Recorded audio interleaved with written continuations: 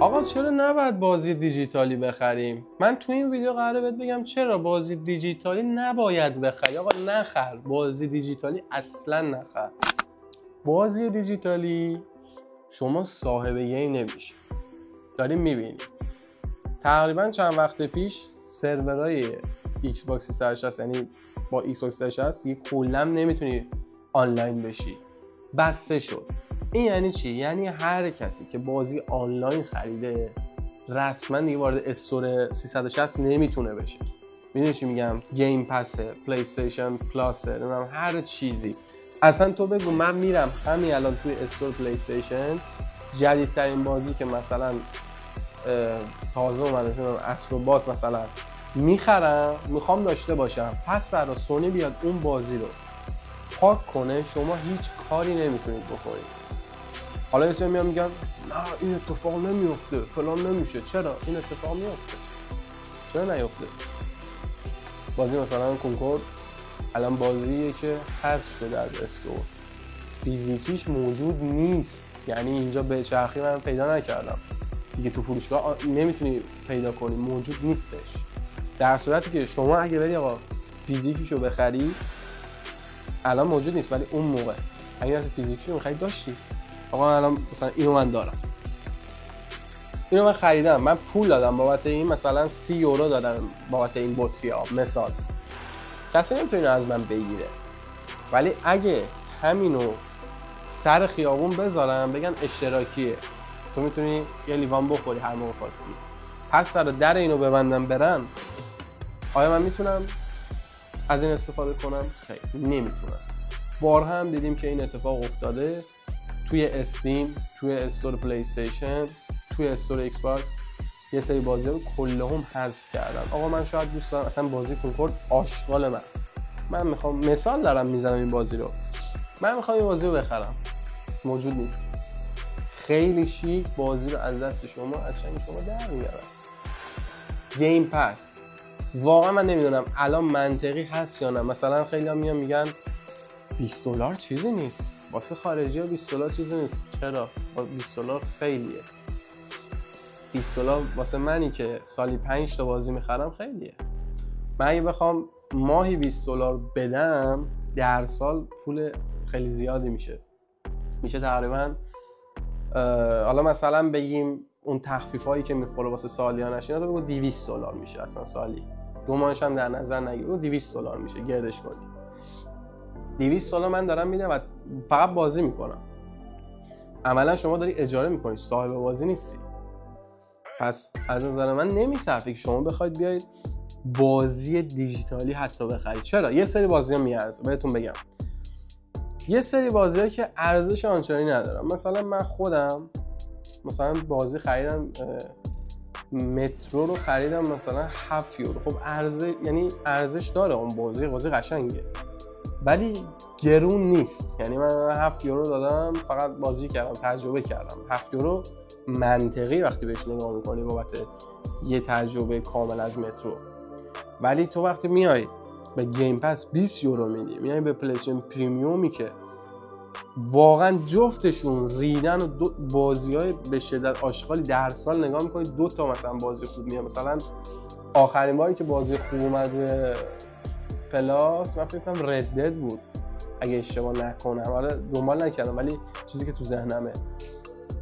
ایکس باکس لایو هم همینه، بازی خوبی روش نیومد. جدید قدیمی ها رو کاری ندارم، دیر بدی مثلا شاید سالی 2 تا 3 تا بازی خوب بیاد روشون. حالا جدیدن گیم پس میگن کال آف دیوتی هم اضافه کرد و اینا، حالا کاری به اون ندارم. من باشم میرم کال آف دیوتی رو میخرم، $60 $70 میدم فیزیکیشو میخرم، ولی هیچ وقت نمیام. اصلا منطقی نیست شما بیاید به یه بازی که $60 ما میگیم تخفیف بخوره، $60 شما میتونی چون بازی که میاد بازی دیجیتالی از فیزیکی ارزون تره. اگه نمیدونید بدونید. الان مثلا من خودم برم اینجا فروشگاه بخرم، سوئدم دیگه، برم از فروشگاه بخرم بازی مثلا برای من در میاد 700 کرون، دیجیتالیش 900 کرونه، 800 کرونه. خب پس با عقل جور در نمیام من دیجیتالی پول بیشتر بدم، تازه دیسکم ندارم من، پس فردا اکانتم بند بشه، کنسولم اتفاقا بیفته، چون یه نفر ببره مثلا کردیت کارت فیک بزنه، مثلا کنسولم بدوزن، اصلا خراب بشه، رمزشو پیدا کنن، هر اتفاق هر بلایی سر این اکانت من بیاد، تمام بازی‌های من رفته. در صورتی شما بازی فیزیکی داشتی هم به دوست میتونی قرض بدی، هم میتونی پس از اکانتت بند شد یه اکانت دیگه بزنی همون بازی رو بازی کنی. این منطقی نیست که شما برید بازی دیجیتالی بخری. و چرا شرکت‌ها سعی میکنن شما برید دیجیتالی بخری؟ علتش چیه؟ چون براشون سود داره، به شدت براشون سود داره. موقعی بازی دیجیتالی منطقی میشه که شما بیای پول اون پکیجینگ رو کم کنی از بازی دیجیتالی. شاید حرف من یکم بقیه بگم اون مسخره است نه فلان. من بازی فیزیکی وقتی میخوام، من دوست دارم یه چیز فیزیکی من دوست دارم بخرم، من دوست دارم دیجیتالی بخرم. دیجیتالی آشغال محضه. چرا من باید پول $90 $80 بعد پول گیم رو بدم؟ اوکی فیزیکیه، کاملا اوکیه. $90 من میگم خوبه، باشه من پولو میدم. $90 من گیم رو بخرم، خب بعد اونا میگن آقا بیا دیجیتالی بخر، باشه من دیجیتالی میخرم. بعد میرم اونجا میبینم اینجا هم $90. خب پول اون دیسک و اون قاب و پکیجینگ رو کم کن، بیار دیجیتالیشو بکن $50، فیزیکیشو $90. اوکی من قبول میکنم. اصلا این دیجیتالی بودنه به ضرره، به زور دارن میچپونن که شما دیجیتالی بخری که به نفع ایناست. و منم هرگز این کارو نمیکنم. از الان به بعد بازیایی که ارزش داشته میرم فیزیکیشو میخرم. برام من مهم نیست که چقدر گرونتره، صبر میکنم، تخفیف میخوره، ولی پول به بولیشت نمیدم، به بازی دیجیتالی پول نمیدم. گیم پسم در صورتی میارزه که شما 20 تا بازی داری، میخوای تو یه ماه 10 تاشو بازی کنی، $20 بده همه رو بازی کن، میارزه. ولی شما صاحب گیم نمیشی. اگه گیمی هست مثل لاست آف اس، مثل چون رد، مثل یه سری بازی‌های خاص، مثلا واکینگ دد اومده، طرفدار واکینگ دد میخوای بخری، سایلنت هیل اومده میخوای بخری، فیزیکیشو بخر، دیجیتالی به هیچ وجه نخر. این حرف من، این ویدیو من باشه، بعدها متوجه میشید. همین الانش مثالی که زدم، بازی کنکور، این بازی حذف شد از استور و پولم برگشت دادم. اوکی من طرفدار این گیمم، نمیخوام بازیمو پس بدم. الان از تمام استورا بازی فیزیکیشو حذف کردم، از استور پلی استیشن هم که حذف کردم بازی رو. یعنی آقا یه نفر داره نمیخواد پس بده، راحت میتونن بکشن بیرون، ریفاندشو بزنن. در صورتی که شما بازی فیزیکی داشتید، یارو چجوری میخواد ازتون بگیره؟ آقا من اینو خریدم نمیخوام پس بدم. بازی دیجیتالی اصلا ارزش نداره و من نمیدونم واقعا یه سری چجوری پول میدن.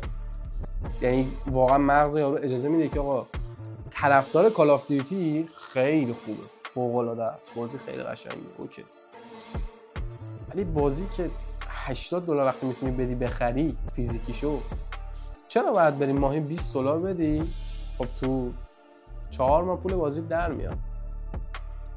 منطقی نیست دیگه یکم. یعنی بعد از 4 ماه تو پول بازی رو دادی، هیچ صاحب بازی هم نیستی. جدا از اون، حالا این صحبت‌ها بذاریم کنار.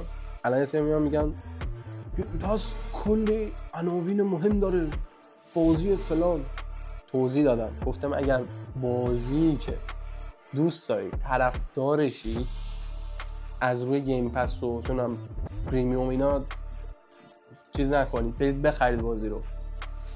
بازی اومد دوست داشتید فیزیکیشو بخرید، نگه دارید اگه دوست دارید.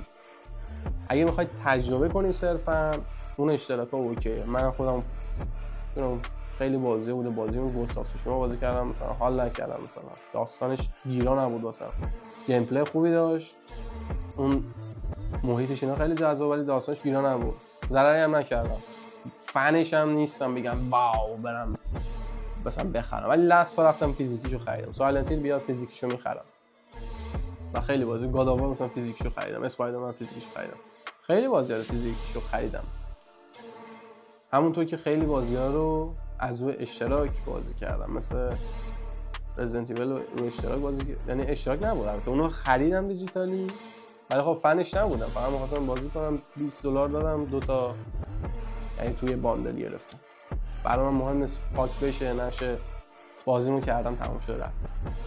پس حواستون باشه بچه، بازی اگه خیلی دوست دارید فیزیکیشو بخرید، اصلا اعتنا نکنید به این شرکت‌ها. دیوستر از همه همین شرکت‌ها، دیوستر از همه. حالا بگی آقا سونی، مایکروسافت فلان، همشون فکر جیب خودشونه. این جیب پول در بیاد بذارن این تو. همتون گرم.